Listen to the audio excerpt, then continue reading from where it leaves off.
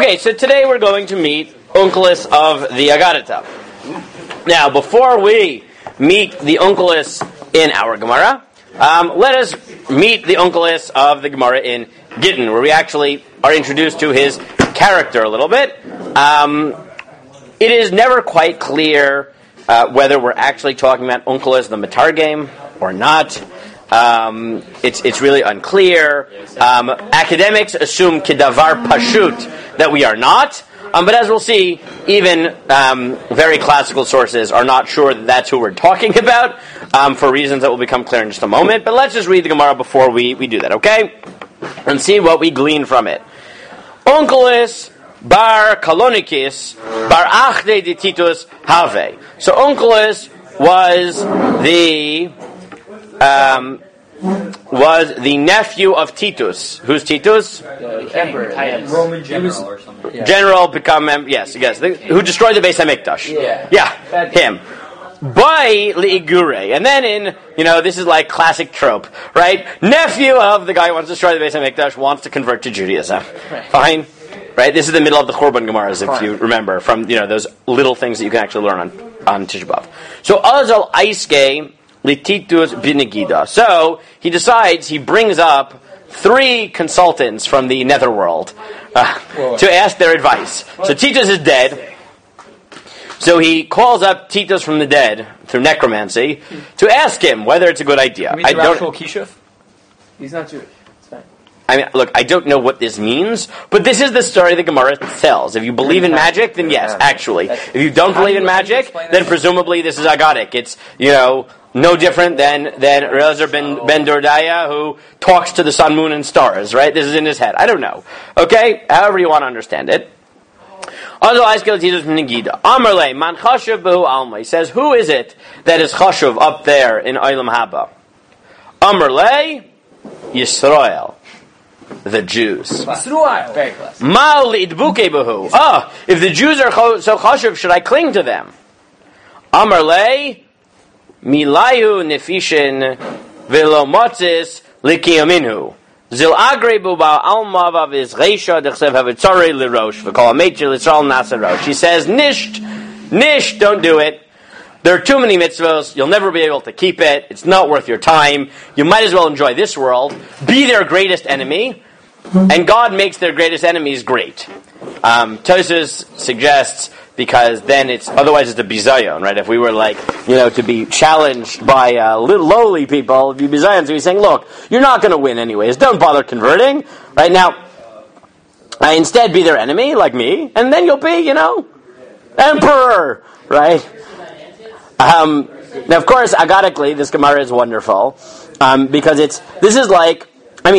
let's assume it's not literal for a moment. It is a beautiful agadic description of anti-Semitism, right? Which is, he says, he's dead already. He's in the Olam HaEmes. And he says, the Jews are great here. And then in the Olam HaEmes, he says, should I become Jewish? He said, nah, be their worst enemy. Right? You understand? And then he says to him, right, the next line is great. Amalei dine de gavra b'mai. Well, how'd that work out for you, uncle? Right? What is your punishment in the world to come for having been their greatest enemy and destroying the Beis HaMikdash? Amalei the pasuk anafshe kol yomei mechanshi lulikitme v'daini le v'kolu mevadre ashev yomei says, not so great. Every day, God takes my body, burns it into ashes, scatters my ashes on the 7 seas, recollects it, and does it again. Right? So, this is like a beautiful agadic description of anti-Semitism. Right? I know I'm wrong. I know they're better. Right? But I hate them. I'm suffering for it, but I suggest you do the same. Well, he doesn't because I hate them. He says it's your best bet. Well, no, it's your best bet, right, no. He says it's not worth becoming Jewish, so you can't keep the mitzvos. He could have said, become a good, ger toshav, right, which is easy, 7 mitzvos. No! Be their greatest enemy and enjoy this world by being a groisa anti-Semite, right? And it'll be great for you in this world, and Hanami, you'll suffer for it for all of eternity. Right? It's like a beautifully agadic way of describing the depths of anti-Semitism. Okay, it's beautiful. Okay, great. Anyways, so Azal Aiske LeBilam bin Agida, he said, okay, I need a second opinion. So he asked Bilam, Amarle, man chashuv b'alma, who is important in the world to come? Amarle Yisrael, the Jews. Ma'olid bukebe, so should I convert? Amar le, lo tidro shlomam v'tovatam kol hayamim. Thou shalt not ever seek their goodness, right? Their peace for all of eternity. So Amar le, dine dehu gavra b'mai. How's that working out for you in the world to come? Amar le, b'shichvas zera rosachas. I am boiling in boiling hot semen. Right, as the Mefarshim note, this was the punishment for Bilam for trying to wipe out the Jews. Correct, for being the person who gave the advice to have the Jews seduced. Right, he sinned in sexual sin, and therefore he suffers. And he has no Olam Haba according to the Mishnah. Yes, again, what this Gemara means, I don't know exactly, but fine. So, Azal Aiske Benegida Leposhe Yisrael. So then he called up the generic sinner of Israel. Now, guys, before you even look, who is Poshe Yisrael? Menashe. Anyone. Not Yosef's Menashe, the king Menashe. No. You guys know this. Who is Poshe? If you look at a Gemara and it says Poshe Yisrael, what does that tell you? Ding, ding, ding. What is it? It's a changed girsa. No, it's Jesus. It's Jesus, and it's a censored Gemara. Look at number 2. Azal Aiske Yeshu Benegida. Right? In the proper version of this Gemara, this is Jesus. Right? In censored Gemara, it's generic Jewish sinner. Right? Generic sinner of Jews. No, it is Jesus. Fine. So he calls up Jesus. Who's important in the next world? Amar le Yisrael. Ma'alid Buke Behu. Should I convert? Amar le Tovasam Drosh. So Jesus at least gives him good advice, and he says, yes, thou shalt seek out their goodness. Ra'asam lo tidrosh. Never seek out their evil. Now this makes sense, right? He is a Jew. He is a Jew who admittedly had a different theology, but he is Jewish, and therefore, by the way, it is fascinating. Yeah, I thought he did not have a different theology. He just thought he was Jewish. Well, no one knows what the historical Jesus, but even later on, by the way, the Christians, they said, many of them, right, before there was a really, really deep split, they said, yeah, you have to listen to the Pharisees, right? I mean, Jesus says this, listen to the Pharisees even though they're evil, right? Even though they're hypocrites because they have the Masorah, right? And you find this in early church fathers, that they'll talk about how the Jews have the Masorah, right? They're wrong, right, about not accepting Jesus and things like that, but they have the Masorah. So Jesus is portrayed here as saying, yes, seek out their goodness, not their evil. And anyone who bothers them, it's like poking God's eye. Right? Which is Amar le. So once he's talking to Jesus, Amar le dina dehu gavra b'mai. So how's it going for you in the world to come?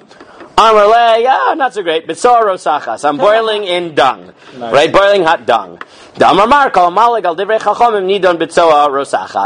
anyone who makes fun of Chazal gets boiled in dung and tachazim avim poshi yisrael navi umos olam of devodazara. And then the Gemara says, see how different the Jewish sinners are from non-Jewish sinners, right? Because the Jewish sinners, despite the fact that they're suffering, right, they still recognize the truth and say, take care of the Jews, right? Meaning, despite it all, as opposed to the non-Jews who their anti-Semitism is so deep that they say, no, right?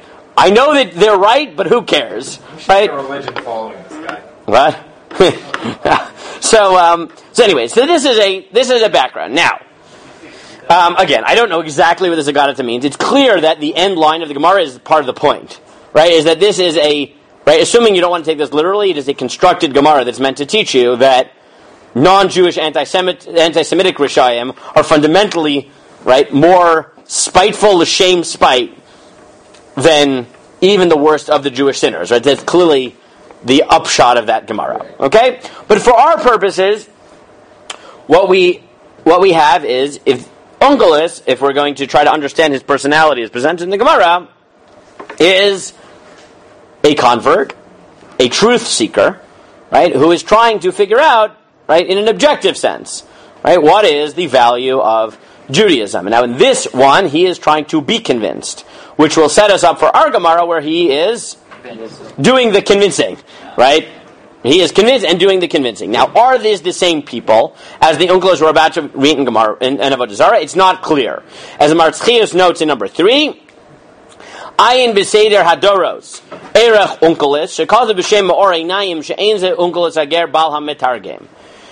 He argues that this Onkelos is not Onkelos, who wrote the Targum, even by Chazal standards, right? Not in academic sense. Academics will just say these are all constructed tales, right? But even if you want to accept Chazal's own timeline, there are Matzinu, because our Gemara, which we're about to read in Avodah Zarah Yud Aleph, Ma'aseh Shemesh Rabbi Gamliel HaZaken V'Sarva Onkelos Hager Kelev. Right? The context of how Onkelos comes up is the Gemara in Avodah Zarah is talking about the mourning practice of burning kalim of someone who dies, so that no one else can use it.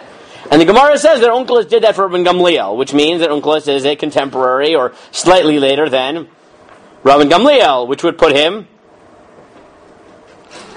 at a very different time. Very good. Hare the b'mises Rabbi Gamliel hazaken ayo Onkelos kvar misnag b'das yudish, which means that by time Rabbi Gamliel, right, hazaken is dying, Onkelos has already converted because he's already respecting Rabbi Gamliel.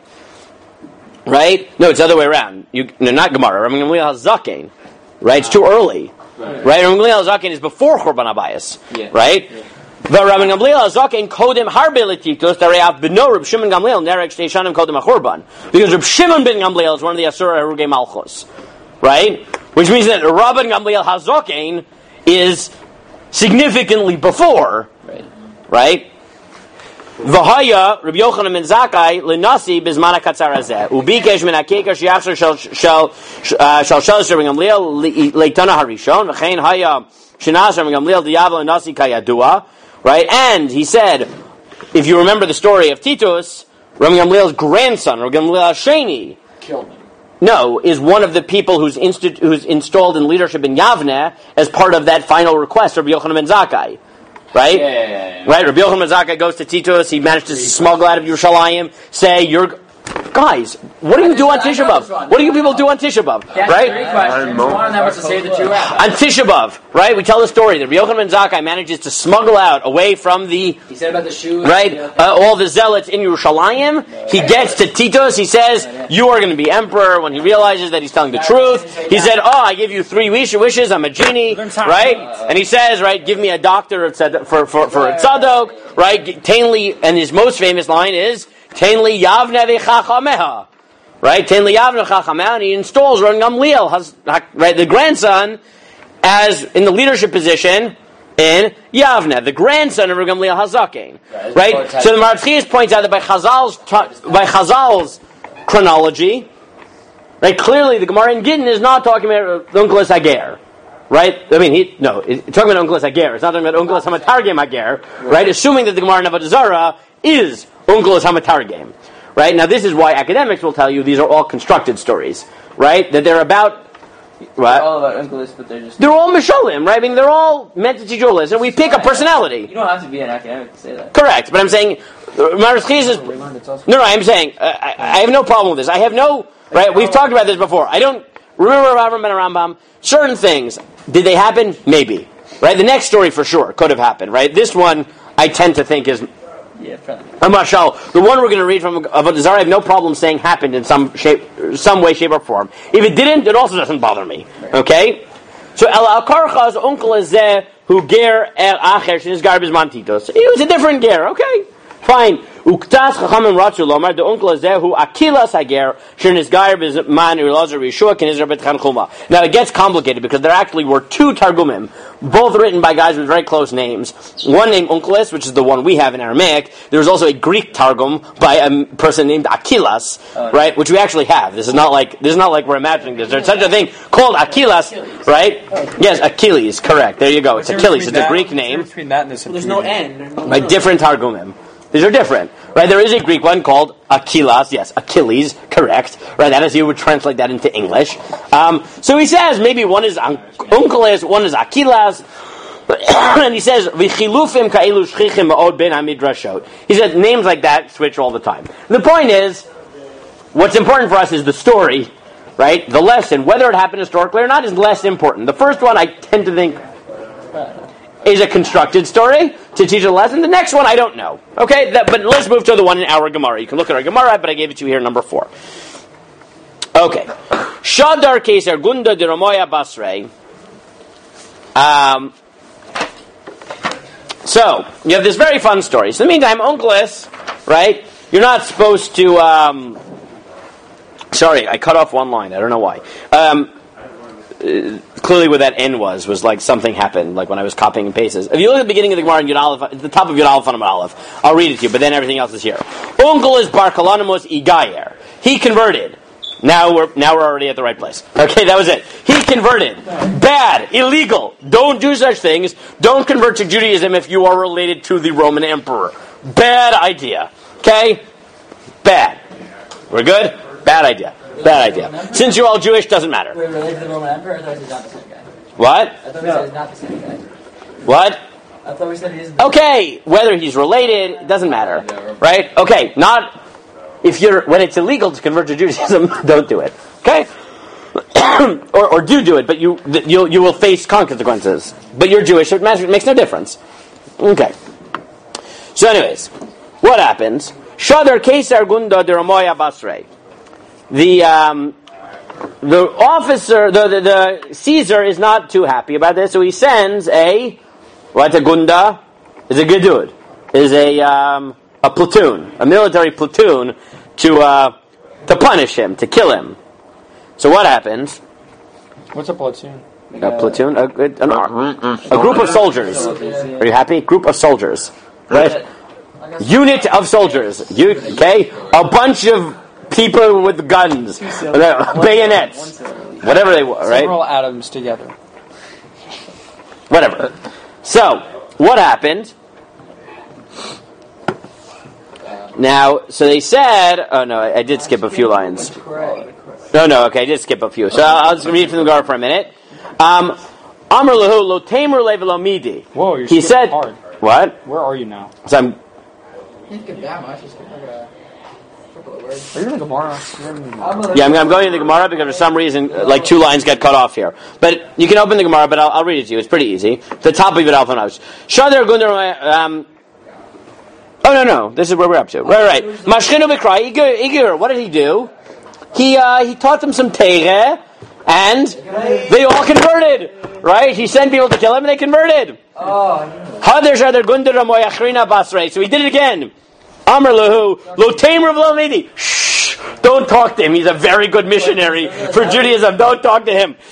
Kavishaklu v'azi azlu. So as they're dragging him out, right? Amr lahu Eimelachu milsa ba'alma. So what did he say?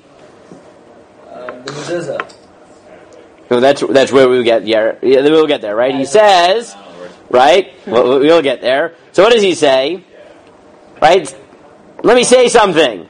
Right? Nipuria nakat nura kame pifuraya leduchsa lagmonia agmona lukuma kuma minakat nura mikame inche.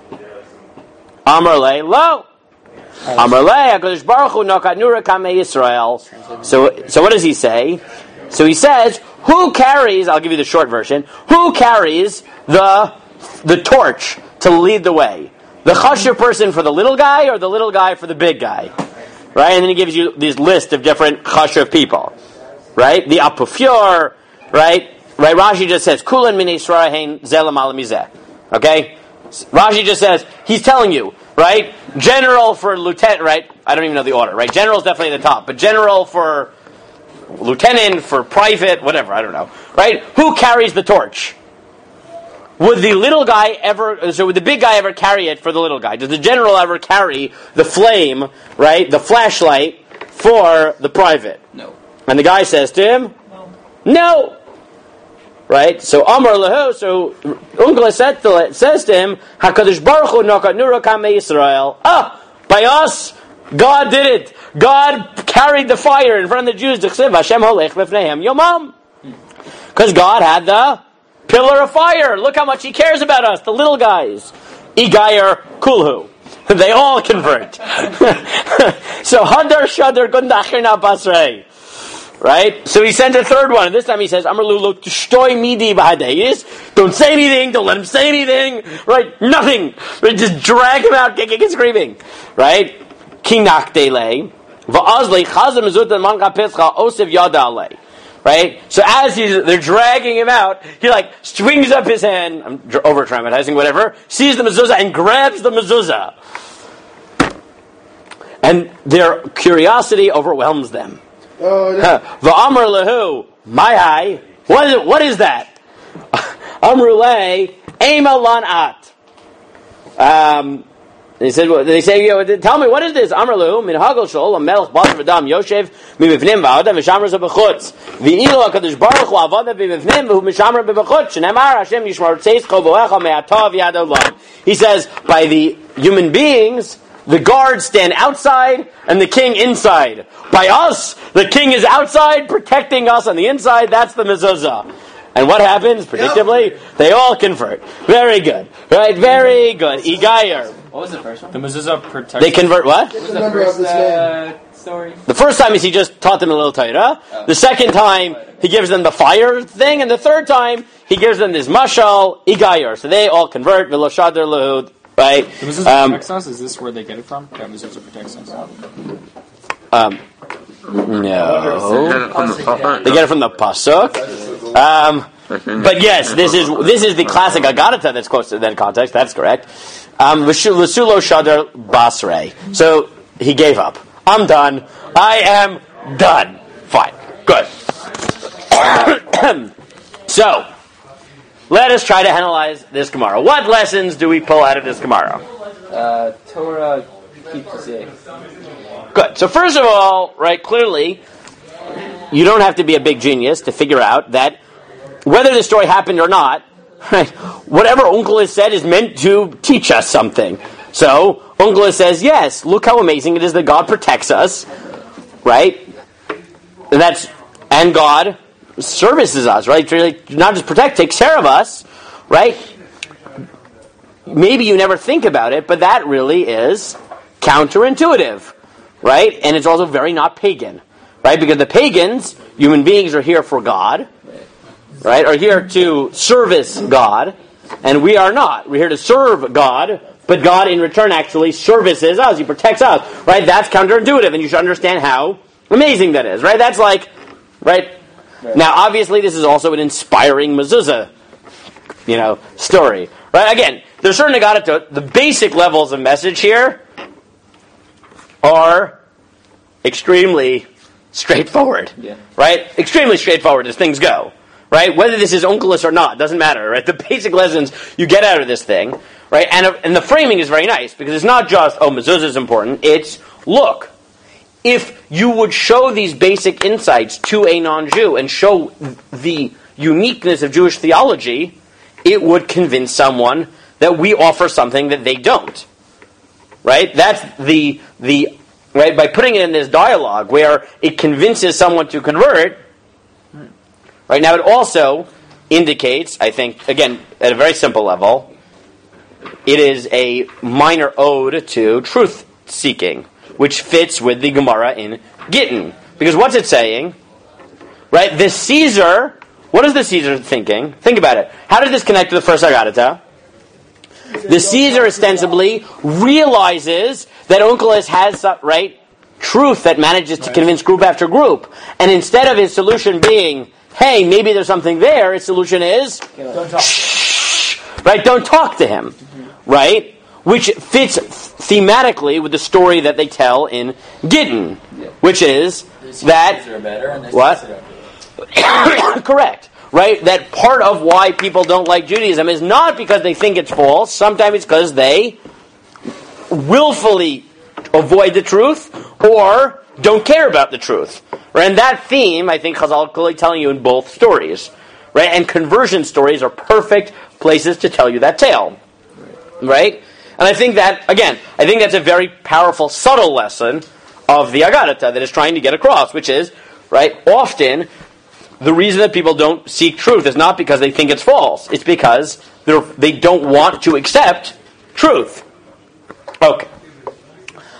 Personally, I think, and this is my shot, that if you want to understand this story, at least as it's constructed in the Gemara, again, there are always three possibilities in Agadata. It's totally historically true, it's not at all historically true, or what I think is true of a lot of stories is there's a kernel of historical truth, Based on a true story. and then there's a certain allow of artistic, right, license to make it didactic, right, to make it educational. from that perspective, there is a perek in Malachim that I think sheds light on it. And listen to this story, and then I want to put them in conversation for a minute, okay? This is the first perek in Malachim Bet. So after Achav dies, Moab rebels against the Jews. Now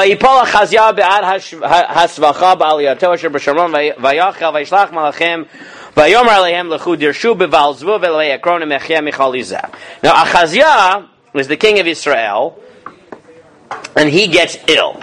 And he sends his soldiers, and he says, do me a favor, ask Baal Zvuv. Right, which is like a lowly idol, right? Meaning, as Tanakh is presenting it, right? What is Baal Zvuv? The Elokei Ekron. What? Lord of the Flies. Lord of the Flies. Very good. Lord of the Flies. Correct. Right? Ask the prophets of the Lord of the Flies whether I shall live. Umalach Adonai diber el Eliyah hatishbi.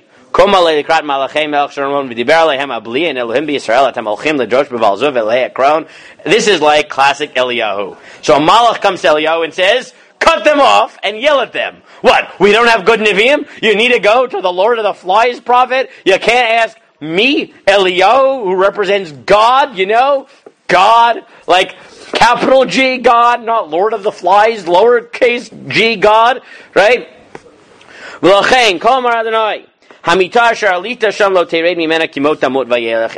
tell him, by the way, because you asked Baal Zvuv, the answer to your question is, you are going to die. If you had asked me, maybe the answer would be different. But because you asked the Lord of the Flies, I will tell you the answer is, you are going to die. Okay, this is very Eliyahu. This is like the type of mission Eliyahu goes on all the time. He's a very, very, right, him and, he's up there with Amos in terms of charifas, okay? Vayashuvu hamalachim elav, vayomer alehem ma ze shaftem. So the malachim turn back to Achaziah, and he says, how'd you get here so fast? Right? How'd you get back from the Lord of the Flies? Vayomer elav, isha la lekratenu, vayomer aleinu lechushuvu alamelech at shalach etchem v'dibartem lav kol ma'adonai, v'mabli elohim b'Yisrael tasholech edosh b'al dvuv v'lei akron l'chein amita shalita sham lo tirei mimene kimot tamud. They said, well, this crazy man came to us and said, tell the king he's going to die because he didn't ask God. Right? How dare you go and ask the Lord of the Flies? Vaydaber aleihem, and Achaziah says to him, Vayomer aleihem, Vaydaber aleihem, ma mishpara isha shalal lekratchem, Vaydaber aleihem and v'ramela. What exactly did this person look like? Who was it who came to you? Vayomer elav, ish bal se'ar, ve'ezor, or azur b'manav, Vayomar Eliyah hatishbihu. He said, we don't really know, but he had wild hair, and like a leather pack around his loins. And Achaziah said, oh, that was Eliyahu. Right? I know that person. What? I am so screwed. It's like What? a tag, 'cause they're trying to Yeah, something like that. Right? He said, crazy hair, leather fanny pack. I know who that is. That can only be one person. No, it's Yosef Nahon. It's definitely not Eliyahu. Yeah, right. So, Vaishlach, so now, at this moment, right, what is supposed to happen? Remember, that Achav, in the time of Achav, right, the previous king, Eliyahu had shut down the false prophets in that major moment, at the top of Har Carmel, right? And the guy just realized that Eliyahu came and said, what? You mean we need to know to know? Yes. Right? Do you know Eliyahu Har Carmel? Yeah. Really? Really now? Yeah. Really? Yeah, I know. Okay, good. No. You don't know? Oh, God. Okay, very quickly. Oh, my God. Okay, very quickly. The Jews, under Achav and his wife Jezebel, who was really bad, right? Jezebel, right? Really bad, are worshipping all types of foreign gods, and Jezebel kills all of the Nevei Hashem. On the fence about who they're worshiping. No, they're syncretists, right? They're worshipping both Baal and Hashem. That's called syncretism. Oh, okay. Correct. But Jezebel kills all the Nevei Hashem, except for Eliyahu. Eliyahu says that's it. You guys are going to have a drought for 7 years, right? At some point, God makes him call off the drought, but Eliyahu uses that last opportunity and he says, okay, but we're going to do one last showdown. So he comes and he says, he shows up to Achav and he says, there's going to be rain, but first, got a test. So he calls the 400 Nevei HaBaal up to Har Carmel, right? And he says, here's the test. We're both going to bring a carbon. Right? Let's see. Whoever gets fire from heaven, he's real. Right? So he has the 400 Nevei HaBaal, try all day. They're screaming to God. Around noon, Eliyahu says, I think your God is sleeping. Why don't you scream louder? They don't get the sarcasm. They start screaming louder. They start cutting themselves, crying, blah, blah, blah. No fire comes from heaven. Shocking. Eliyahu builds a mizbeach, douses it in water 100 times over, right? Puts a carbon and then davens to God, and magic! Fire comes down, consumes the carbon, and consumes all the water. Everyone says, Hashem hu Elokim, Hashem Elokim, because he yells at them and he says, Ad matay atem poschem al shtei ha'seifim? How much longer are you going to be posech al shtei ha'seifim? Right? On the fence. Wait, on both sides of the fence, correct? How are you going to be syncretists? Right? Are you with God or with Baal? They say, we're with God, we're with God, we're with God, yay. And then, after this wonderful moment, the next day Zevel says, Eliyahu, get out of here, I'm going to kill you. Okay, fine. And Eliyahu was so annoyed that he goes off to Har Chorev, to Har Sinai, and says to God, Kano kineti l'Hashem elokei tzva'ah. I have done everything for you, and now they want to kill me. What do you want for my life? So God says, you're fired. Right? In Donald Trump style, you're fired. Okay, you're done. Eliyahu, it's over. Go hire a new Navi. Right? Go hire Elisha. Go hire Chazael to be king over Aram. Go hire Yehu to be king of Yisrael. You're fired. You're done. Okay. Anyways, fun times. Meantime, Eliyahu is a super powerful Navi, right? He brought her out a 7-year famine, right? He brings this huge miracle. Achaziah knows what he's up against. So what would you expect at this point? What would he do? Tshuva. Oh my God. Either tshuva or say, oh God, I'm dead. Right? Eliyahu said, I'm dead, I'm dead. What does he do instead? Just good. Vayishlach elav sar chamishim v'chamisha vayal elav v'hinei yoshev al rosh hahar vaydaber elav ish elhem hamelech diber reda. So he sends 50 soldiers to capture Eliyahu, was it up the mountain, and they say, Eliyahu, thus speaketh the king, come down. And what does he say? Vayane Eliyahu vaydaber al sar chamishim v'ish Elohim ani tered eish min hashamayim v'tochal otcha v'chamishecha v'tered eish min hashamayim v'tochal otto v'chamishav. He said, if I am really a man of God, let fire come from heaven and consume all of you. And that's what happens. Again, at this point, what should Achaziah do? Stop. Back off. Next pasuk. Vayoshav vayishlach elav sar chamishim acher v'chamishav vayandaber elav ish Elohim ko amar hamelech mehira reida. He sends another group of soldiers, another platoon. This time the king says, get down quickly. Vayan Eliyahu vaydaber leihem im ish Elohim ani tered eish min hashamayim v'tochal otcha v'chamishecha v'tered eish Elohim min hashamayim v'tochal otto v'chamishav. He says, if I'm still a man of God, a fire should come down again and eat you all up, and kachava, right? Fire descends from heaven. Vayashav, he does it again. Vayashav, vayishlach sar chamishim shalishim v'chamishav, vayal vayov sar chamishim l'shishi vaychral birkav l'neged Eliyahu v'chanen elav vaydaber elav ish Elohim tikarnon nafshi v'nefesh avdecha elech chamishim be'inecha. The third general has a head on his shoulders, and he gets down on his knees, and he says, Eliyahu, please have mercy on me. Right? Please have mercy. Look, I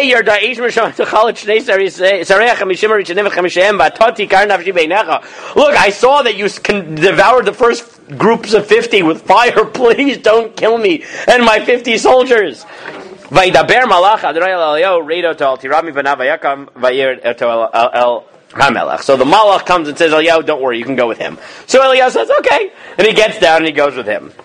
Vaydaber elav, but once he gets there, in classic Eliyahu form, Vaydaber elav kol amar Adonai, Yana sheshalach l'malachim l'drosh b'val zuv elei akronim b'li Elohim b'Yisrael, l'drosh b'dvarav l'chein ha-mitah asher alita sham lo tered, mimena kimot tamut. Right? So now he gives him the message in person, because you were looking for Baal Zvuv and not God, thou shalt die. Vayamat kidvar Adonai asher diber Eliyahu, vayimloch yaram tachtav, v'shnat shem liyaram ben Yoshafat melech Yehuda, ki lo haya lo ben, etc. So he dies as Eliyahu predicted. Now, do you see why this story, to me, reminds me of this story? Right? The same 3 times. Yeah, the same 3 times, right? The same 3 times by the third, but, right, the same time, and each time, right, he fails, and instead of learning the lesson of MS, he just doubles down, right? First time he says, go. The second time he says, quickly, come down, right? As if that's going to convince Eliyahu not to burn you up the fire of heaven, right? He won't have time to burn us up. Like, what exactly was Achaziah thinking? But the answer is, what is Achaziah thinking? It's like Izebel, right? She saw Eliyahu carry out a miracle, have all the Nevi'ah Baal killed, and the next day, you killed my Nevi'im, leave, I'm going to kill you. right? It's like, I don't care how much truth is staring me in the face, right? I don't care about truth, right? And I think this story is in conversation, but, and this is, I think, part of something that you find in Chazal a lot, is that there's something that Chazal criticized Eliyahu a lot for being a kanoi, right? Because there's a big difference between the stories, which is, right, in both stories, at the end of the day, God is proven by the end, right? One of them got 100 dead soldiers. Correct. In the story of Onkelos, you have A bunch of Gerim. a bunch of Gerim, right? Now, you sort of get that in the third one, right? The third one where he says, look, I recognize the truth, please don't kill me, and Hashem says, okay, go with him. But what is it showing? What's better, right? What is the best way of winning over these people? God didn't seem too angry with Eliyahu. He gave him miracles and stuff. Oh, no, again, within Chazal, right? Is that Chazal in general, right, like to point out that Eliyahu had a particular tactic, but you can accomplish the same as Eliyahu, a shtickle softer, right? Now, Chazal really Chazal pick up on some pretty decent clues that the Tanakh is not so happy with Eliyahu's activity. The biggest proof is he goes to Har Chorev, right? I skipped a little bit of background. He goes to Har Chorev. It takes him 40 days to get there, and he only eats one meal at the beginning of that 40-day journey, and he ends up at Har Chorev. So who does he sound like? Moshe! Thank you. Now, when Moshe was up at Har Sinai, and the Jews were involved in Avodah Zarah, what was Moshe up there doing? Trying to defend God, the Jews from God, and protect them. What is Eliyahu up there doing? I was zealous for you, right? Kill these people who are trying to kill me. I thought he wanted that. Yeah, well, that doesn't work. And what does God say to him? And what does God say to him? You're fired, right? You are fired, right? Hire Elisha, who is a less Kanaish Navi than you. He is like the opposite of Elisha, except for the one time that he makes bears come out and kill the people who called him bald. Except for that story, which is the one I still haven't told my children in Malachim, because Meir gets a lot of nightmares, and if I tell him, Elisha once had little kids call him bald, so he had bears eat them. Okay, whatever. What? Too fairy tale-esque kind of thing. But, My goodness. But and Tanakh and Chazal pick up on this, right? That Tanakh seems to be less than fully in line with Eliyahu's conviction that the best way of convincing people is always with the rod, right, or the fire, or whatever. And I think this story, right, whether it's meant that way or not, right, when contrasted to it, presents two models, just like Chazal do, between Moshe and Eliyahu, which is pretty evident, between Elisha and Eliyahu, is saying, look, the same type of story can happen, the same type of person who's not willing to do truth, right? The king is the paradigm, the person who's not looking for truth. But the soldiers, right, they are malleable, right, because they're just doing their job. And there's two ways you can deal with them. You can say, oh, the soldiers are being sent by the non-truth-seeking king. They are as responsible as him. Let me kill them, treat them with the same heavy hand that the king deserves. Or you could try to inspire them to change. Right? And Onkelos, as it were, this story of Onkelos acts as a counterpoint to what Eliyahu does. Right? The same thing. King, not willing to see truth, sends 3 groups. Right? Each time tries to intensify the pressure. Each time it fails, but by Eliyahu it fails because he kills the first 2 groups. Onkelos converts to 2, and by the 3rd group, right, both of them are at truth.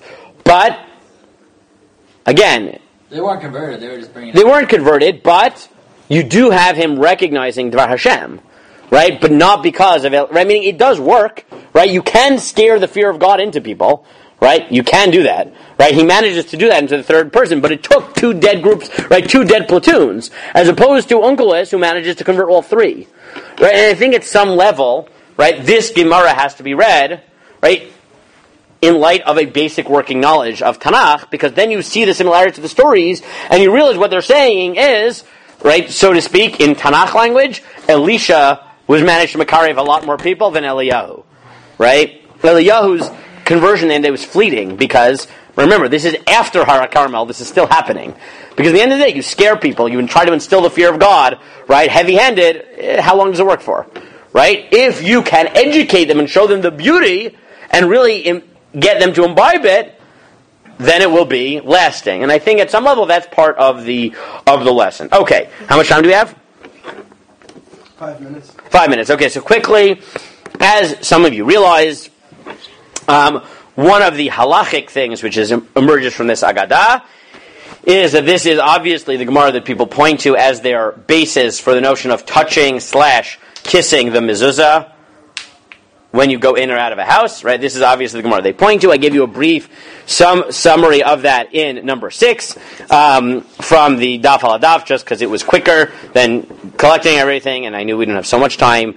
But Rabbi Akiva Eiger note this, right? Inei Agon Rabbi Akiva Eiger Kasav lahayir al mashiesh anashim shirigim laniach hayad al mezuzah lanashi ufamim mezuzah munachad shkov lo nartik, right? Kasav tazos, etc. Right? So he gets into the question of, are you allowed to do this if it doesn't have a cover on it? Which is, the halachic problem. You can read that if you're interested in it. But in the second paragraph, it writes, right? Rabbi Akiva Eiger says there is no source in Shas for such a thing. However, other people say, right, and if you go all the way to the last line, right, leave aside the halachic issue. Shalom matzim akor b'shas and yenachas hayad al mezuzah yesh lahayir the Gemara kan mavur le'edit the kachna Onkelos Hager. Right, many poskim know that's not true. Well, can you right? say that he did that because he was? Okay, it's correct. But the point is, but the poskim who do support it, what do they say? Right now, by the way, the Mechaber is the one who says this, right? That yesh lahayir hayad. And when the poskim who say you should touch it, if not kiss it, right, but just to touch it, why do they say that? Reminds you of God's Shmirah. Where do they get the notion that you should touch the mezuzah and think of God's Shmirah? From this story. What? No, because he put his hand on it, and when they said, what are you doing? He said, I'm putting it on to remind myself that God protects us on the outside, right? That's where they get it from. Again, is it a formal halachic thing? No, but when people say that's where it comes from, now you understand where it comes from, because that is the two elements in the story, putting your hand on it, right, and the recognizing the protection. Just the last point from the Haral here in the Chiluk Haggadah, which I thought was an interesting point. He suggests that there are two lessons that you get here. One is that God is mishamesh us, right? That's the first half. Right? He said, what's the difference between the two statements? Right? The fire one and the mezuzah one. So he says the first one is saying God services us, whatever that means, right? But the second one I like is he says he thinks the import of the second comment is that God it's not a slave, right, servant-master relationship where God, despite being the master, acts as a servant. It's a father-son relationship, because he says the notion of someone standing at the outside and protecting everyone inside, that's a very parent-like image. Right? And he suggests that's really the image that he's getting across. Right? It's not just that God protects us. It's not that he's the guards. Right? It's that, he says, it's that we're inside and God is outside, which means that we are totally in his rishus. Right? And that's a parental mashal. Right? Which is, I think, a nice way of thinking about it, that what Onkelos is really getting at is not just that God protects us. Right? Is that God, as it were, right, brings us into his home. Right, by standing guard at the beginning, right, and that is, again, we are his family, we are his children, right, that's the sort of the way you should think theologically of what a mezuzah is, right, God is protecting us because we have accepted to be his banim, and that's the image that is trying to accomplish, which I think is a nice image from the Maharal that's worth thinking about, okay? With that, minchad.